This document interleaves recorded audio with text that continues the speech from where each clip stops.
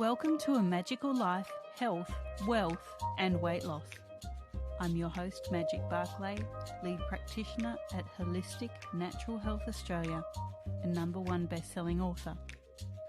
In this podcast, I aim to give you practical tips on how to accelerate and sustain your health, increase your financial, spiritual and emotional wealth, and to look at something that haunts many of us needlessly, weight loss. In some episodes, I'll have guests available to give you even more tips, but in others, the floor is yours. Drop us a line at A Magical Life Podcast on Facebook and let me know what you would like to know more about. Now, sit back and enjoy, because it is time for you to create and truly discover a magical life. Welcome back to A Magical Life. I'm your host, Magic BARCLAY, and I'm joined by the fantastic Camille Martin today. Camille is a registered dietitian, public health writer, and former chronic dieter dedicated to helping women quit dieting, set bigger and better goals, reclaim their excitement for life, and lose weight in the process. She spent nearly 25 years of her life on a diet. Wow, I think we can all relate to that. And she's passionate about showing women how to break free from the downward dieting spiral of failure and improve their relationship with food, change their destructive habits and negative thought patterns, and lose weight without dieting. She also wants to show women how setting and achieving a big goal that has nothing to do with losing weight is what will help you lose it, because the confident, inspired person you become while working toward it naturally adopts the thoughts and habits consistent with health. She wants to teach you what she learned on her own journey so you can shortcut the process and be on your way to a happier, healthier life, one that's no longer dominated by a desperation to lose weight. Camille is the owner of Love to Lose and lives in Charlotte, North Carolina with her 2 daughters and their rescue dogs. Welcome, Camille. Thank you. Magic, thank you for having me on. I'm so excited to be here. I'm so excited to have you here. Now, tell us a little bit about Love to Lose. Sure. Love to Lose is really born out of my whole life, really, my experiences of dieting and trying to lose weight and failing over and over again, my journey started when I was actually 12 years old, which is really young. But I spent the better part of, it really was nearly 25 years dieting, failing, and finally figuring out that diets don't ever work, and that the only way to really change anything about your body or your life really is to come to a place of acceptance and non-resistance toward your body, toward everything about your life.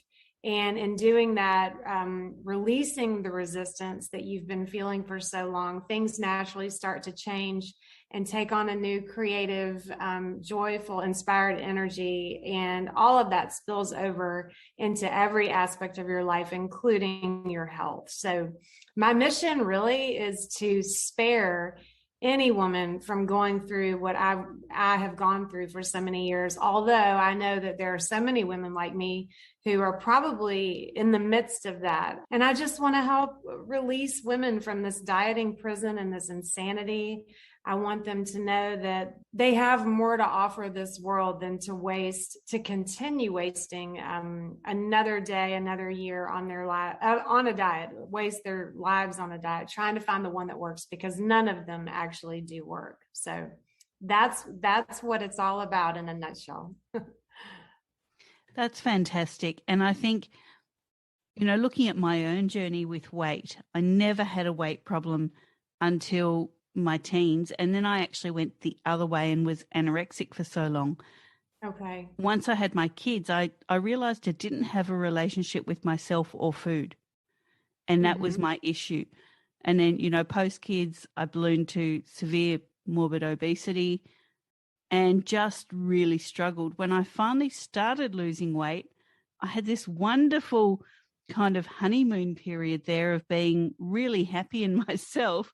And then menopause got me. So I think there's and it kind of went back again. I think there's a lot of women that do that kind of roller coaster. They just don't have that relationship with themselves, and therefore they don't have the relationship with food. And then they finally get it right, and it's like, you're close to 50 and bam, hormones change. Yeah. So what do you say to people that kind of get to the point where they realize diets don't work and then their body starts to change? Because that's a really big thing out there, especially with the stress going on. It obviously accelerates the menopausal symptoms.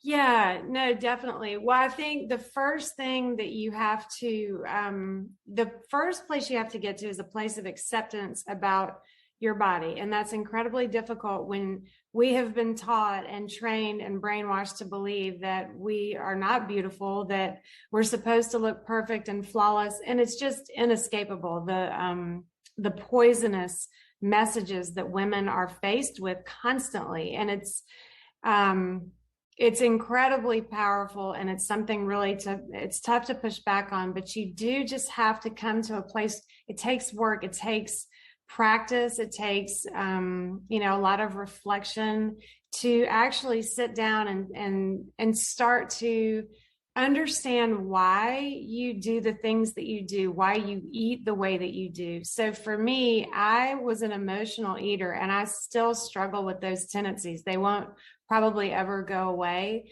but I didn't realize I was eating emotionally. So what I had to do, part of my work, was to sit down and start saying why. I was never getting to the source of the problem. I was always just trying to change what I ate and altering the food and changing the menu and following this diet and that diet. But what I realized is that it's the way that I was eating that was the problem.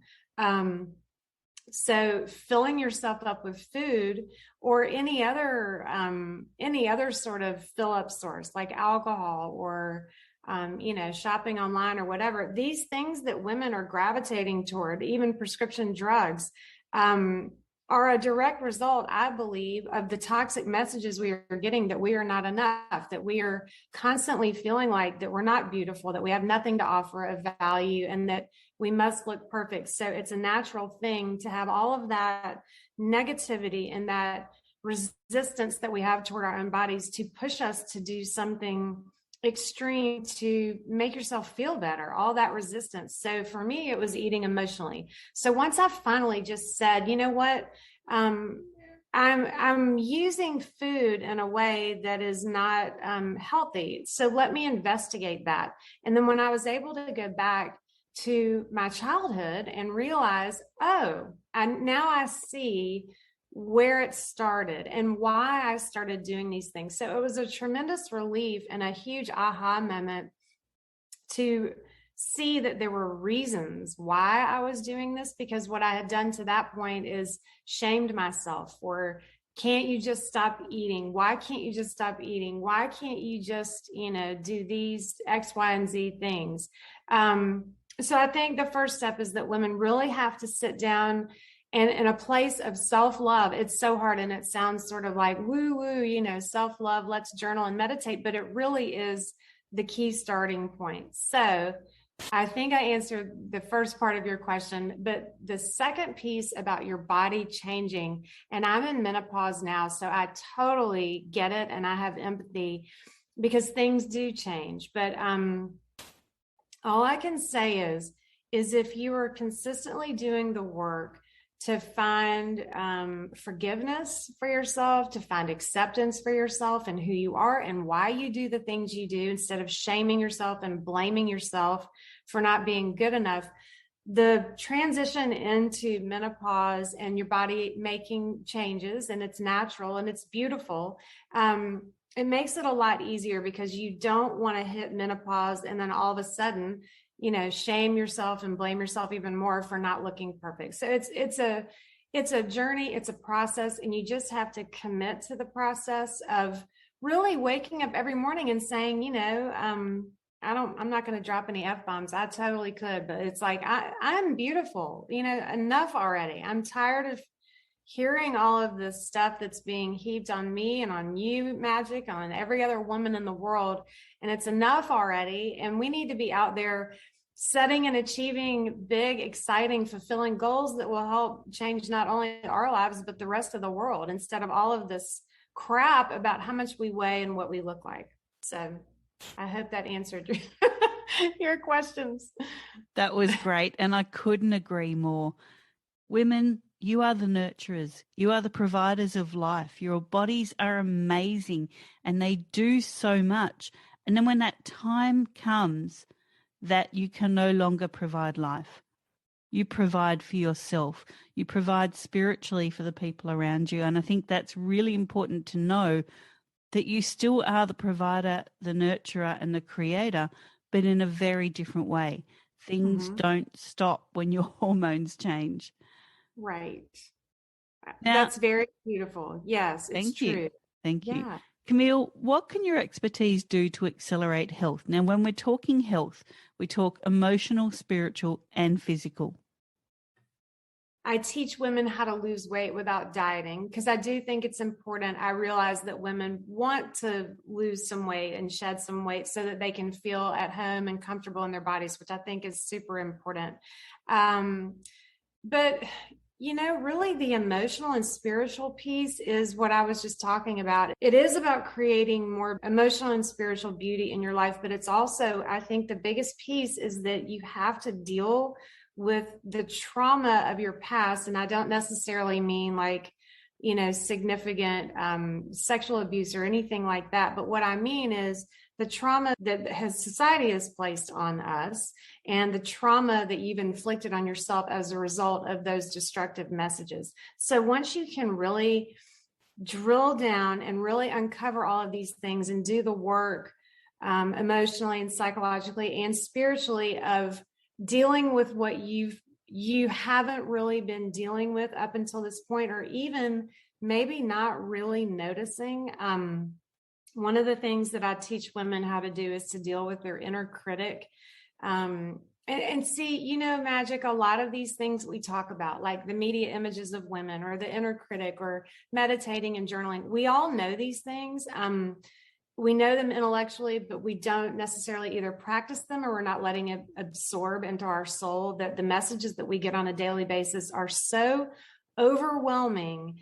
So Target now, when I walk in with my teenage daughters, they have all these beautiful images of young girls who are all shapes and sizes and colors and physical features, and it's wonderful. And you're seeing all these changes, and that's great. But what we're not dealing with is the effects of all of those images that you've seen until this point in your life have wreaked havoc on your self-esteem. And it is so important to deal with that past stuff and really get in there and figure out, how did this affect me? How does it affect how I eat? How does it affect how I show up in the world? How does it affect how I talk to myself? Or, there was a while, and it's still hard for me to be honest. I don't like looking at myself in the mirror. Like if I would never so much as try on a piece of clothing in a dressing room. There's no way I would even do that still, which is past trauma from these media messages. So it just infiltrates every aspect of our lives. So long story short, to answer that question, I think one of the biggest things women have to do is see what's been happening in the past and try to understand how it's affected you and forgive yourself for some of what's going on in your life. It's not just you, it's outside influences that you're not really getting, does that make sense? Completely. And for myself, I was left with body dysmorphia after losing weight, gaining weight, losing weight, gaining weight, and losing my sense of self. And recently I actually just wrote a practitioner's course on the PNEI of trauma, so the psychoneuroendocrine immunology of trauma.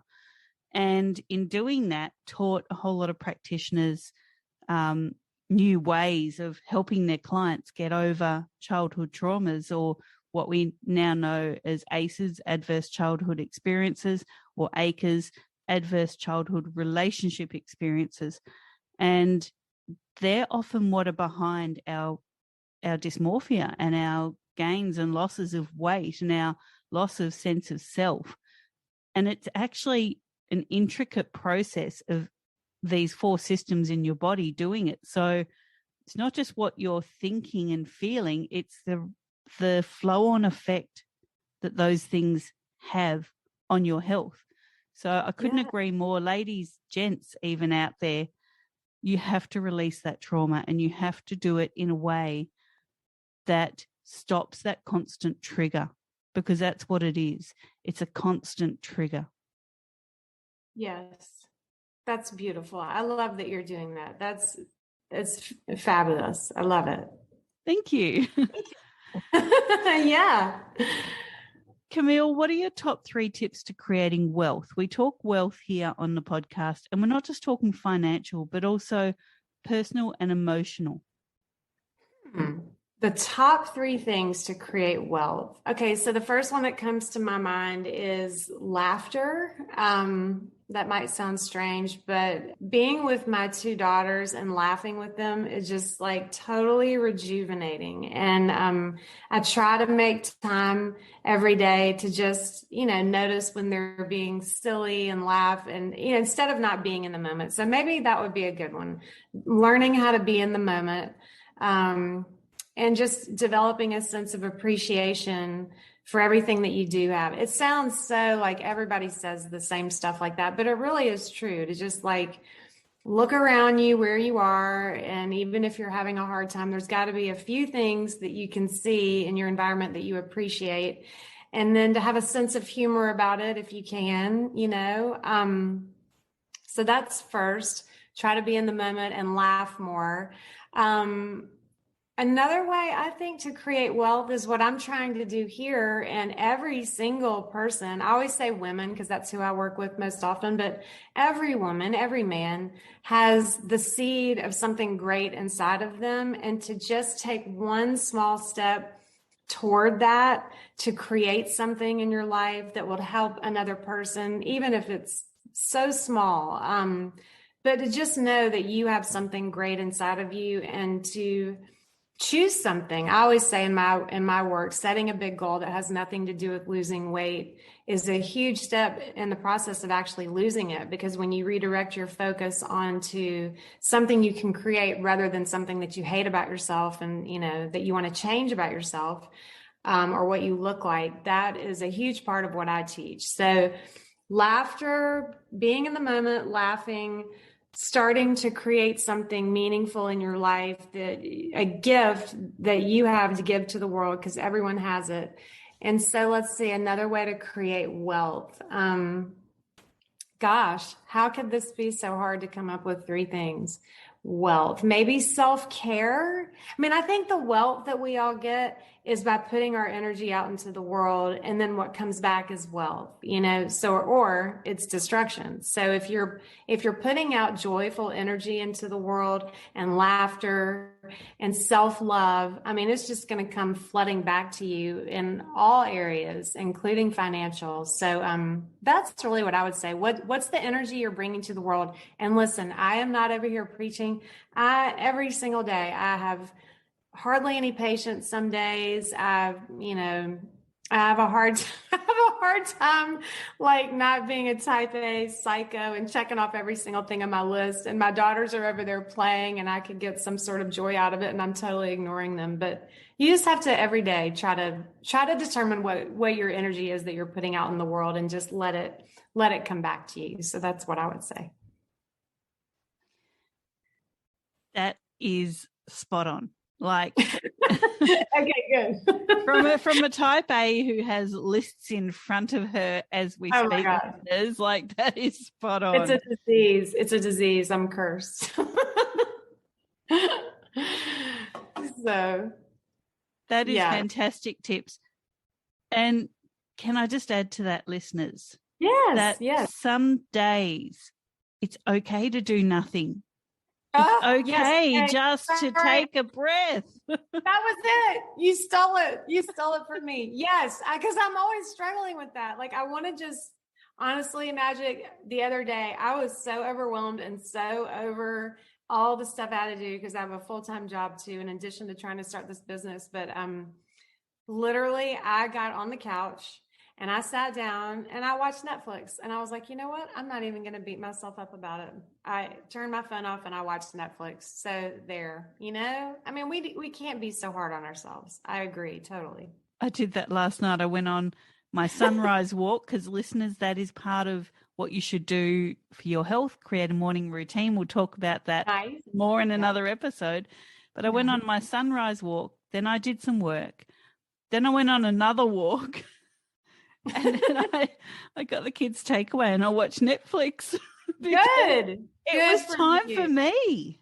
Yes, it is. Yeah. Women don't take time for themselves. We're always like depleting ourselves, doing everything for everyone else. And the worst part about all that to me, Magic, is not that we're taking care of everyone else and not necessarily ourselves as much, but that we feel bad about it when we do, That's what's wrong. We shouldn't feel bad about taking a nap or taking a break don't clean your kitchen. Don't clean your house. Just sit down and relax. Totally.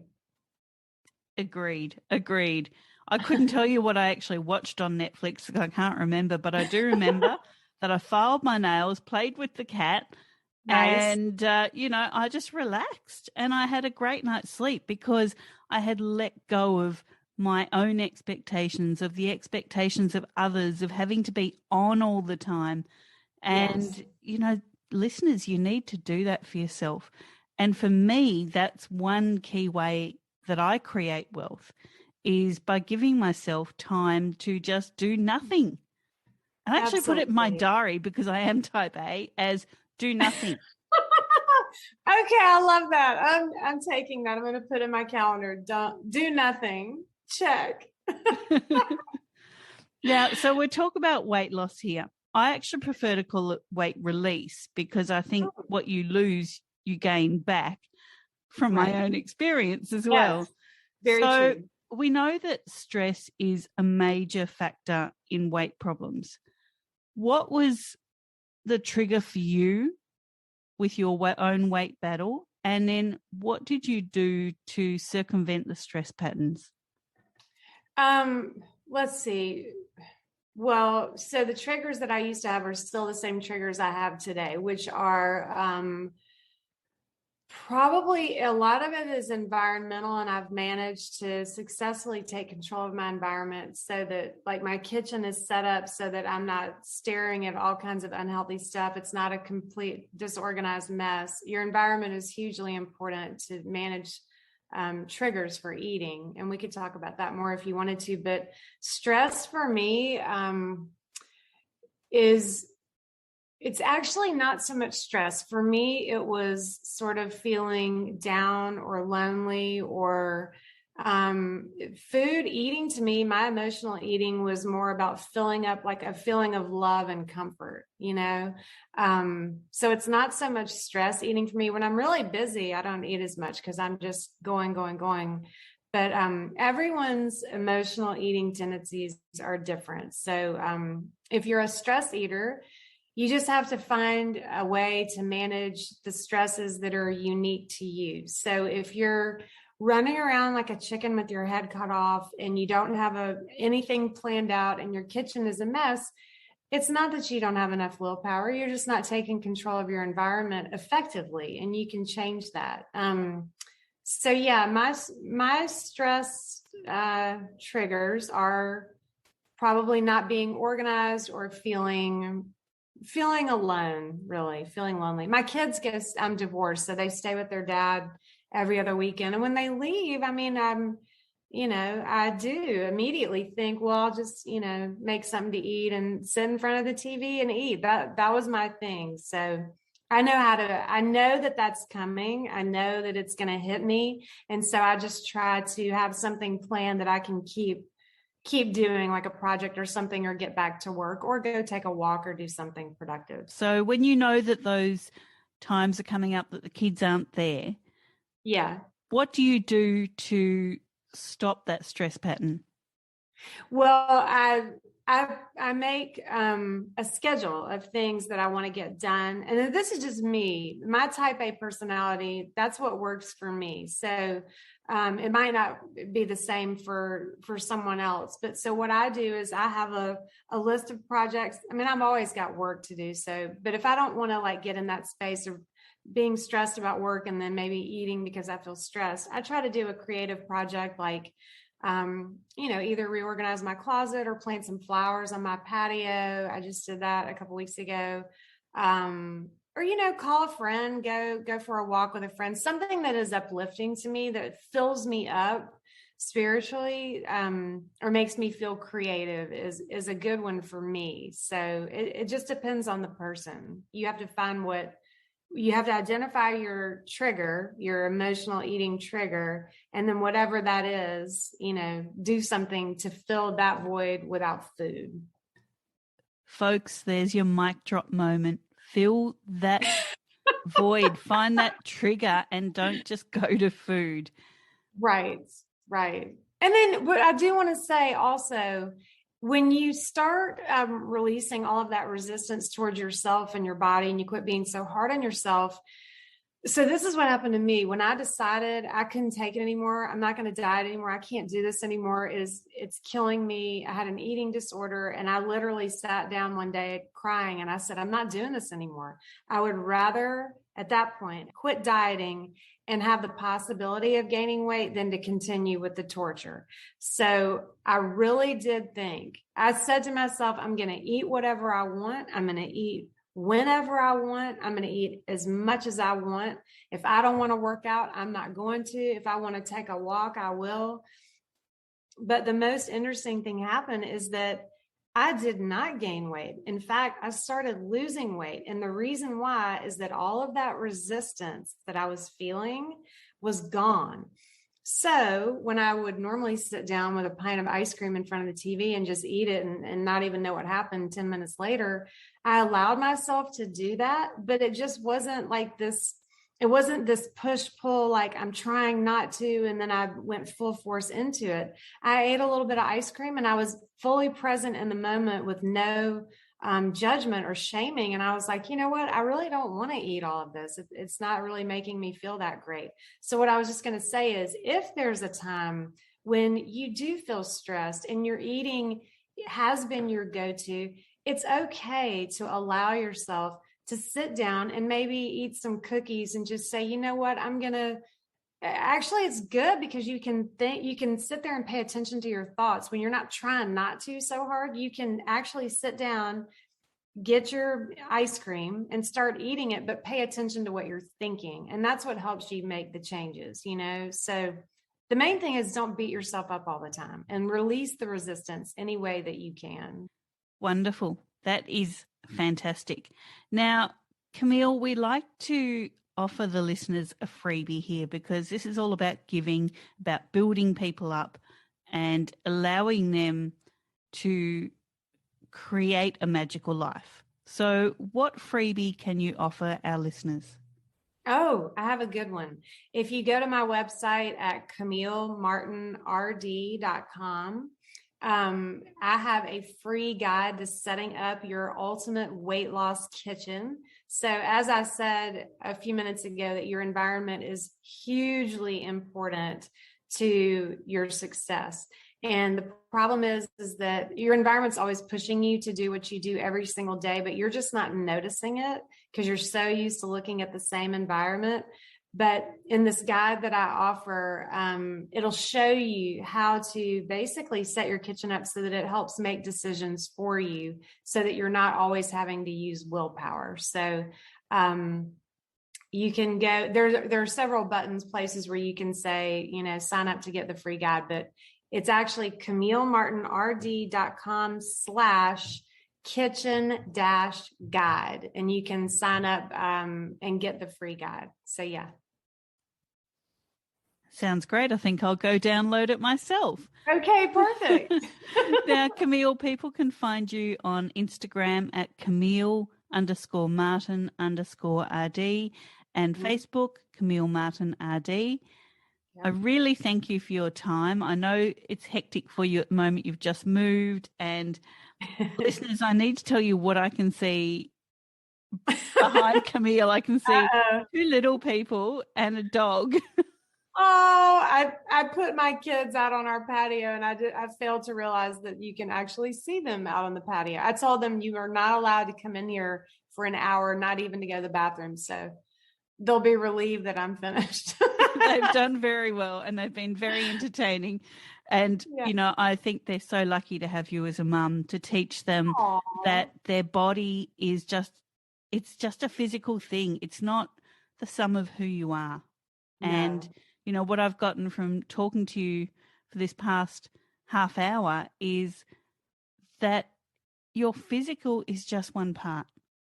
How you think, how you feel, how you treat others, how you treat yourself is part of who you are. And, that's a really important message. And I guess that's why you love to lose, because you understand who you are.